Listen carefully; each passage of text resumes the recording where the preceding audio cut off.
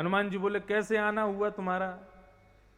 बोले अब आप देख लो हम कौन हैं। बोले तुम शनि हो। बोले हम जिस पर आते हैं 7.5 वर्ष के लिए आते हैं, तो अभी नक्षत्रानुसार और कुंडली के अनुसार मेरा आप पर आना बनता है। 7.5 साल के लिए हम आपके ऊपर आने वाले हैं। हनुमान जी बोले हमारे पास आओगे? बोले हाँ तुम्हारे पास आएंगे, तुम्हारे ऊपर रहेंगे 7.5 साल के लिए। व्यक्ति को पता चल जाए शनि की 7.5 चल रही है तो वो फूंक फूंक के कदम रखता है। क्यों? क्योंकि ऐसा नहीं है शनि सब बिगाड़ता ही है, ये बात आप लोग ध्यान रखिएगा। शनि की 7.5 जिसके ऊपर आती है, या तो 7.5 साल में वो अंबानी अडानी बन जाएगा, या फिर 7.5 साल में खाकपति बन जाएगा। शनि जिसके ऊपर आता है यदि प्रसन्न हो गया तो उसको वो स्थिति प्रदान करेगा जो वो सोच नहीं सकता, और शनि यदि नाराज हो जाए तो उस स्थिति में ले जाएगा कि वो भी वो सोच नहीं सकता।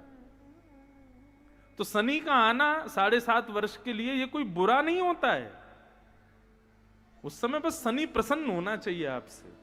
प्रसन्न है तो आपका सब कुछ मंगल कर देगा। तो हनुमान जी के पास शनि आ गए, लेकिन शनि को प्रसन्न करना बड़ा मुश्किल काम है, वो नाराज ही रहता है ज्यादातर। हनुमान जी से बोले 7.5 साल के लिए हम आएंगे आपके ऊपर। हनुमान जी बोले हमारे ऊपर आओगे तो चलो एक काम करते हैं, कहां बैठोगे?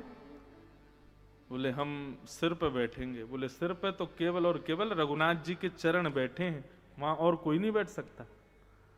तो फिर कहां बैठाओगे? कंधा पे बैठा लो। बोले कंधे पे राम जी और लक्ष्मण जी पहले बैठ चुके हैं, उनका आसन है, यहां पर किसी और को नहीं बैठाऊंगा, ये मेरे स्वामी का स्थान है। तो फिर एक काम करो, हृदय में बैठा लो। बोले तू नहीं जानता, पूरी दुनिया जानती है हृदय में राम जानकी बैठे हो, तू यहां बैठेगा? तो कहां बैठूं, कोई तो जगह खाली होगी। हनुमान जी बोले पूंछ पे बैठ जाओ, हमारी पूंछ खाली है, इस पे बैठ जाओ। तो शनि पूंछ पर बैठ गए। हनुमान जी बोले अरे गुरु भाई सुनो, बहुत दिन हो गए कहीं घूमने फिरने नहीं गए, चलो विश्व भ्रमण करने चलते हैं। शनि बोले अब तो तुम जहां जाओगे संग ही रहूंगा मैं, 7.5 साल से पहले मैं नहीं जाने वाला हूं यहां से। हनुमान जी महाराज बोले चलो तुमको विश्व भ्रमण करा के लाते हैं। अब तो हनुमान जी को सीधे तो चलते नहीं है, कभी समुद्र में कूद जाएं, कभी हिमालय पे पहुंच जाएं, कभी आकाश में डोलें, कभी अंतरिक्ष की यात्रा करें, कभी भूतल में चले जाएं, और जहां कहीं भी जावें हनुमान जी तो सुरक्षित करके निकल जाएं, लेकिन पूंछ कभी पत्थरों से टकरा रही है, कभी सूर्य से जाके टकरा रही है, कभी पानी में डुबकी मार रही है। स्थिति ये हो गई महाराज कि 2 वर्ष बाद हनुमान जी ने एक जगह जाकर के थोड़ा सा आराम किया। जैसे ही आराम किया तो पूंछ में से शनि गिर पड़े, और गिर करके बोले मेरे हाथ पांव सब टूट चुके हैं, मेरी एक एक नस एक एक हड्डी मेरी बिल्कुल व्यथित हो चुकी है, अब मुझे आपके ऊपर नहीं रहना है, कृपा करके मुझे आप छुट्टी दे दो।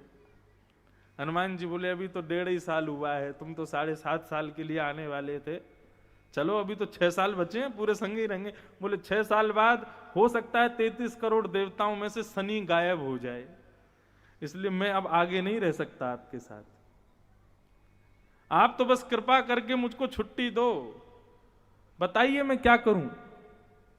हनुमान जी बोले बस इतना करना, जिनके हृदय में श्री रघुनाथ जी बैठे हैं उनके जीवन में कभी तुम जाना मत, नहीं तो यही हाल होगा तुम्हारा जैसा अभी हुआ है। हनुमान शनि बोले ठीक है, आज के बाद कभी जिनके हृदय में श्री रघुनाथ जी बैठे हैं उनके पास हम कभी नहीं जाएंगे। लेकिन प्रभु हमारे पूरे अंग प्रत्यंग आपने तोड़ दिए, सब सूज गया, इसके लिए कोई औषधि तो बता दो। तो राम नाम पढ़कर के श्री हनुमान जी ने सरसों का तेल दे दिया। आज तक शनि उसी सरसों के तेल में नहा रहे हैं ताकि उनके सारी जितनी भी शरीर की पीड़ा है वो दूर हो जाए। तो ये विवेक है श्री हनुमान जी महाराज का, वो शनि को भी आ जाए तो शनि को भी राम भक्त बना देते हैं और राम भक्तों को भी शनि से मुक्त कर देते हैं। विवेकी होना अति अनिवार्य है, ज्ञानी होना इतना जरूरी नहीं। श्री धद्रहुआ हनुमान जी बड़े कृपालु हैं, बारंबार उनको वंदन करते हैं, नमन करते हैं, उनको प्रणाम करते हैं।